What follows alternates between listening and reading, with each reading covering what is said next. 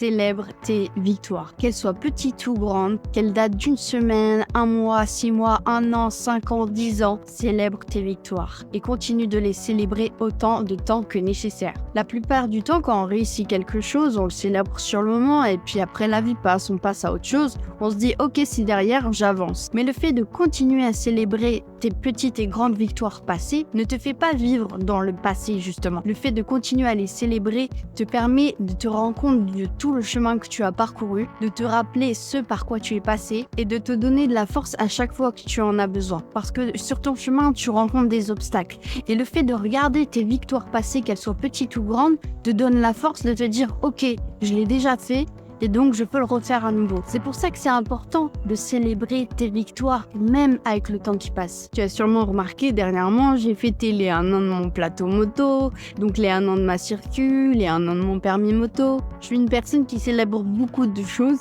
et je les partage avec toi ici. Et je les partage pas pour dire « Regarde, qu'est-ce que j'ai fait, nana ». Je les partage toujours dans l'objectif de t'inspirer et de te montrer que oui, c'est possible. C'est possible de croire en soi, en ses rêves, d'aller au bout des choses, de rien lâcher et d'y arriver malgré les obstacles. Et surtout pour te montrer le processus, que les choses prennent du temps. Ça, c'est quelque chose que je répète assez souvent dans mes contenus, qu'il faut faire preuve de patience, de persévérance. Et les jours où tu doutes, les jours où tu te dis « J'ai envie d'arrêter, j'ai envie d'abandonner », le fait de te rappeler tes victoires, même celles qui datent d'il y a 10 ans. Ça te donne de la force. Parce que tout ça, en fait, c'est pas simplement du passé. C'est des choses que tu as réalisées, que tu as réussi à faire, qui sont là pour te donner de la force pour toutes celles que tu as envie de réaliser dans les semaines à venir, les mois à venir, les années à venir, au cours de ta vie. Donc, continue de célébrer tes victoires. Alors dans la pratique, qu'est-ce que tu peux faire? Un petit peu comme moi finalement, puisque chaque victoire elle a une date précise. Je sais qu'à telle date, ça sera toujours l'anniversaire de mon plateau moto,